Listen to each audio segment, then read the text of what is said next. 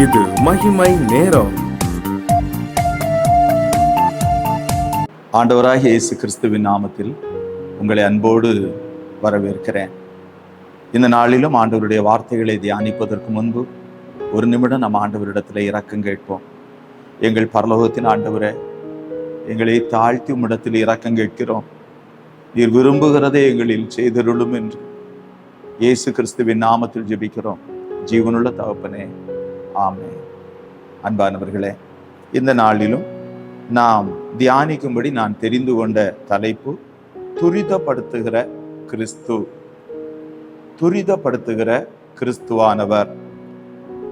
மத்தேயு எழுதின சுவிசேஷம் 14வது அதிகாரம் 21, 22 வசனங்களை படிக்கும்போது, ஸ்திரீகளும் பிள்ளைகளும் தவிர சாப்பிட்ட புருஷர்கள் ஏறக்குறைய 5000 பேராயிருந்தார்கள். இயேசு ஜனங்களை அனுப்பி விடுகையில் தம்முடைய சீஷர்கள் படவில் ஏறி தமக்கு முன்னே அக்கறைக்கு போகும்படி அவர்களை துரிதப்படுத்தினார். பிரியமானவர்களே, காலம்தான் வாழ்வு. எதிர்பார்ப்போடு ஆண்டவர் இந்த மண்ணில் நம்மை வைத்திருக்கிறார். நமக்கு ஆண்டவர் தந்திருக்கிற காலங்களை நாம் இழந்து விடக்கூடாது என்று ஆண்டவர் எதிர்பார்ப்போடு நம்மை பார்க்கிறார், நம்மோடு கூட பேசுகிறார். தம்முடைய சீடர்களை கூட ஆண்டவர் எங்கோ ஒரு இடத்தில் அவர்கள் தங்கள் காலத்தை இழந்து விடக்கூடாது என்பதற்காக அவர்களை துரிதப்படுத்துகிற காட்சியை பாருங்கள். ஏனென்றால் ஆண்டவர் ஒரு காரியத்தை சொல்லுகிறதை கவனியுங்கள். நீதிமொழிகளின் புத்தகம் 6வது அதிகாரத்தில் ஆண்டவர் சொல்லுகிறதை பாருங்கள். 6வது வசனத்திலிருந்து படிக்கிறேன். நீதிமொழிகள் 6:6 முதல். சோம்பேறியே, நீ எறும்பினிடத்தில் போய் அதன் வழிகளை பார்த்து ஞானத்தை கற்றுக்கொள். பிரியமானவர்களே, ஆண்டவர் நம்மை வழி நடத்துகிறார். எப்படி? சோம்பல் உள்ளவர்களாய் அல்ல, உற்சாகமுள்ள ஆவியுள்ளவர்களாய்.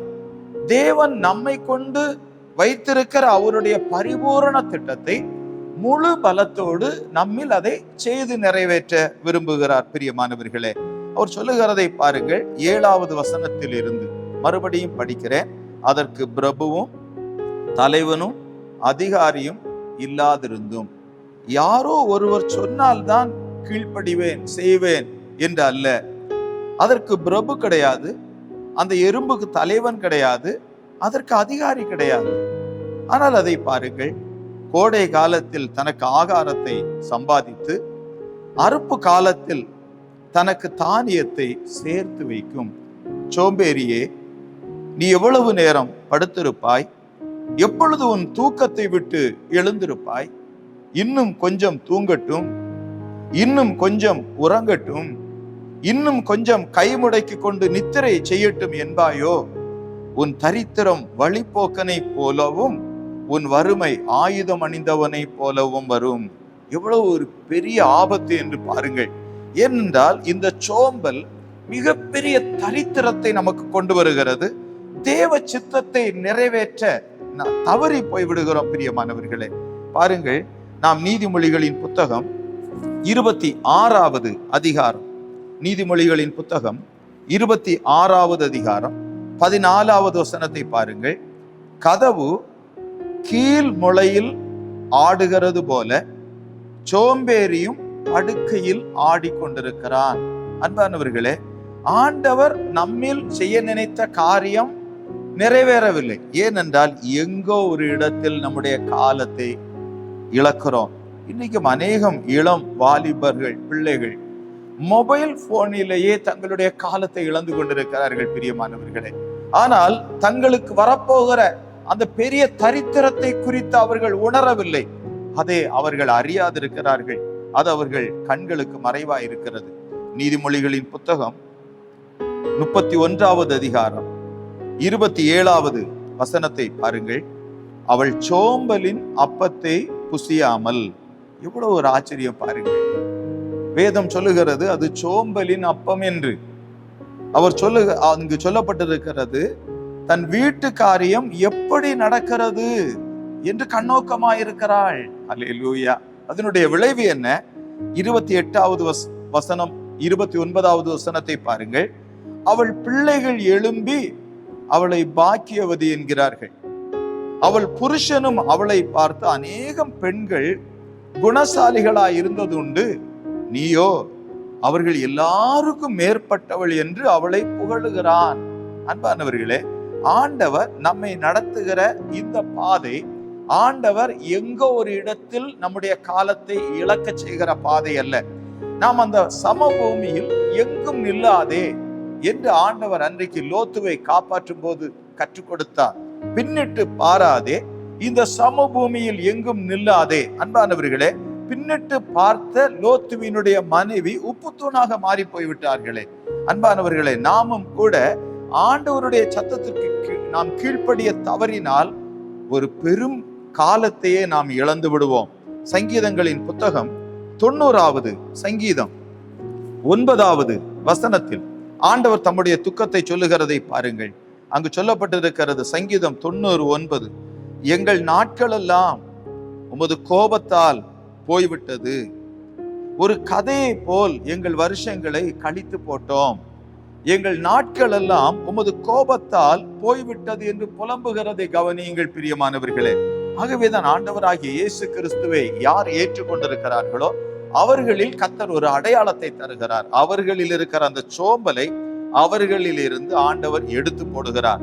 நீதிமொழிகளின் புத்தகம் 31வது அதிகாரம் 15வது வசனத்தை பாருங்கள். இருட்டோடே எழுந்து தன் வீட்டாருக்கு ஆகாரம் கொடுத்து தன் வேலைக்காரிகளுக்கு படி அளக்கிறாள். அல்லேலூயா. பாருங்கள் எவ்வளவு சுறுசுறுப்பு என்று கவனியுங்கள். இந்த பகுதியில் நீதிமொழிகளின் புத்தகம் 20வது அதிகாரம் 4வது வசனத்தை பாருங்கள். நீதிமொழிகள் 20:4, சோம்பேறி குளிருகிறது என்று உளமாட்டான், அரிப்பிலே பிச்சை கேட்டாலும் அவனுக்கு ஒன்றும் கிடையாது. ஏனென்றால் இந்த சோம்பலுக்கு பல காரணங்களை சத்துரு நம்மில் களைகளாக விதைக்கிறான். அன்பானவர்களே, அதிலே ஒரு காரணம் குளிருகிறது என்று சொல்லி காலையில எழும்புவதற்கு மனதில்லாதவர்களாய் போய்விடுகிறோம். தன் பாதையில் ஓட மகிழ்ச்சியா இருக்கிற சூரியனை போல நாமும் ஆண்டவர் நியமித்த பாதையில் உற்சாகத்தோட ஓட வேண்டும் என்று கர்த்தர் எதிர்பார்த்தார். நாம் எந்த சூழலில் இருந்தாலும் நம்மை பலப்படுத்தி பரிசுத்தப்படுத்தி நமக்கு உற்சாகம் உள்ள ஆவியை தந்து நம்மை நடத்துகிற ஒருவர் நமக்கு ரொம்ப சமீபமா இருக்கிறார். பிரியமானவர்களே, அவர் நம் ஒவ்வொருவரையும் வழி நடத்துவார். நீதிமொழிகளின் புத்தகம் 10வது அதிகாரம் 4வது வசனத்தை பாருங்கள். சோம்பர் கையால் வேலை செய்கிறவன் ஏழையாவான், சுறுசுறுப்புள்ளவன் கையோ செல்வத்தை உண்டாக்கும் என்று சொல்லுகிறதை பாருங்கள். ஆண்டவருடைய வருகையில் நாம் சோம்பர் கையால் வேலை செய்கிறவர்களாய் இருந்தால் எப்படி அவரை நாம் சந்திப்போம்? அன்பிற்குரியவர்களே, ஆண்டவருடைய வருகை எப்பொழுது இருந்தாலும் நாம் நம்முடைய கடமையில் உண்மையுள்ளவர்களாய் கர்த்தருக்கு முன்பதாக நாம் அவருக்கு பிரியமாய் நடக்க பரலோகத்தின் தேவன் எதிர்பார்ப்போடு நம்மை பார்க்கிறார். நீதிமொழிகளின் புத்தகம் 31வது அதிகாரம் 13வது வசனத்தை பாருங்கள். ஆட்டு மயிரையும் சணலையும் தேடி தன் கைகளினால் உற்சாகத்தோட வேலை செய்கிறாள். அன்பானவர்களே, இந்த உற்சாகத்தை நமக்கு ஆண்டவர் வைத்திருக்கிறார். பிரியமானவர்களே, நம் ஒவ்வொருவருக்கும் ஆண்டவர் இந்த உற்சாகத்தை வைத்திருக்கிறார். நமக்கு சரீரத்தை பலனை தருகிறவர் அவர்தானே, நமக்கு ஆரோக்கியத்தை தருகிறவர் அவர்தானே. பாருங்கள், அங்கு நாம் நீதிமொழிகளின் புத்தகம் 19வது அதிகாரம் 24வது வசனத்தை பாருங்கள். சோம்பேறி தன் கையை களத்திலே வைத்து அதை திரும்ப தன் வாயண்டைக்கு எடுக்காமல் இருக்கிறான். அங்கே களத்திலே வைக்கிறார்கள், ஆனால் அதை அனுபவிக்கவில்லையே. அன்பானவர்களே, ஆண்டவர் நம் ஒவ்வொருவருடைய வாழ்விலும் நம்மை ஆசீர்வதிக்கிற கர்த்தர். பிரியமானவர்களே, நம்மை சுதந்திரிக்கிற செய்கிற கர்த்தர். பிரசங்கியின் புத்தகம் 10வது அதிகாரம் 18வது வசனத்தை பாருங்கள். மிகுந்த சோம்பலினால் மேல் மச்சு பழுதாகும். நம்முடைய வாழ்வில் அந்த பழுது வந்துவிடக் கூடாது என்றுதான் கர்த்தருடைய ஆவியானவர் போராடுகிறார். கைகளின் நெகிழ்வினாலே வீடு ஒழுக்காகும் என்று சொல்லப்பட்டிருக்கிறதை பாருங்கள். ஏதோ ஒரு துக்கத்தை நம்முடைய இருதயத்தில் கொண்டு வந்து, ஏதோ ஒரு கவலையை கொண்டு வந்து நம்முடைய ஓட்டத்தை அவன் தடை செய்வதற்கு சத்துரு போராடுகிறான். பிரியமானவர்களே, ஆனாலும் ஆண்டவர் எதிர்பார்ப்போடு நம்மை அன்போடு அழைக்கிறார். அவருடைய கரத்துல நம்மை கொடுப்போமா?